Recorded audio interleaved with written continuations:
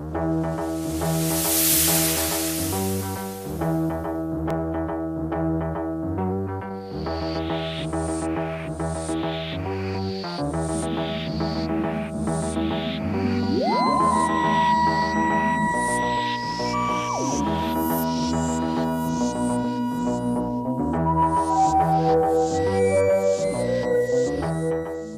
ladies and gentlemen, Nick here and welcome to my first review of the Doctor Who reviews, going in order from An Unearthly Child to, well, at the moment it's looking like the Husbands of River Song, but I might redo Series 10, probably not. I might just provide links to them, same for Series 11.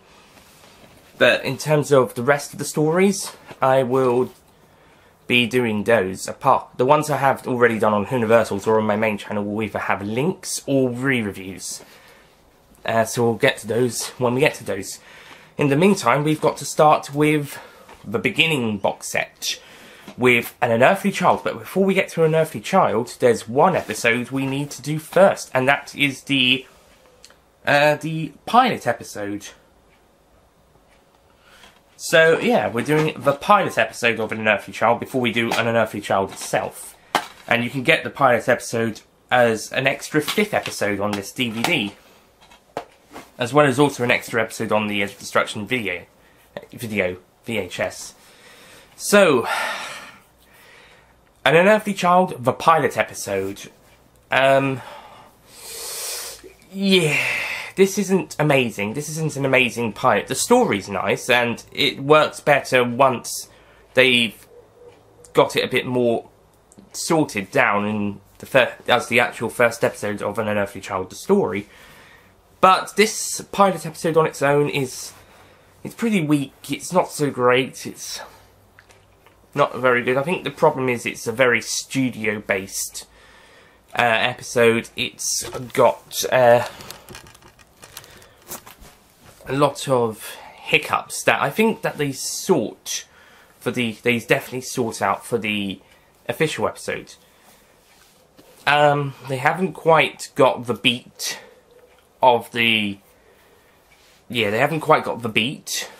The actors don't. And the characters aren't portrayed as great. I think Ian and Barbara are the closest to being what they would be in the series.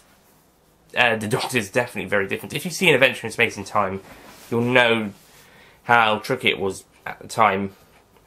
And I think the finished product of the pilot episode shows that the production was a little bit of a mess at the start, before gradually getting a bit better for the actual first episode. I think there's a lot more time outside of the TARDIS in this one. And yeah, I think I preferred it when it was mostly inside the TARDIS. It was a bit surprising that most of the actual first episode was inside the TARDIS. But it was still... I think that it worked to its advantage. And yeah, I didn't really find this one an amazing episode on its own. Unlike the actual first episode, which I think is very well done. I think, like I said, they've got the beat, they've got the groove for the first episode. They've taken the mistakes from this one and they make it a lot better, with better delivery, better timing, and better writing and better character development across the episode and into the remaining 3 episodes of the story and the following stories afterwards. But the pilot episode on its own, it's a not so great episode, so I will be giving the pilot episode 6 out of 10.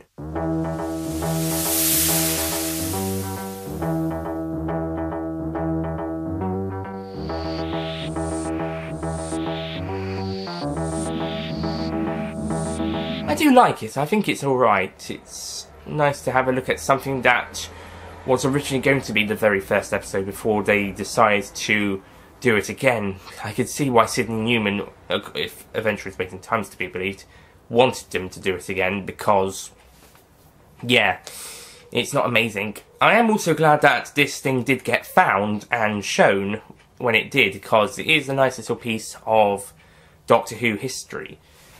It's just that if this was the first episode of the series, of the show, it's a pretty weak start. However, the story would be remade, well, the episode would be remade as the first episode of An Unearthly Child, and I think that was an improvement.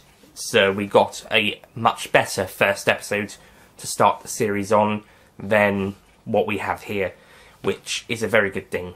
Anyway, thank you for watching, and I'll see you guys when I will be reviewing An Unearthly Child. See you guys next time.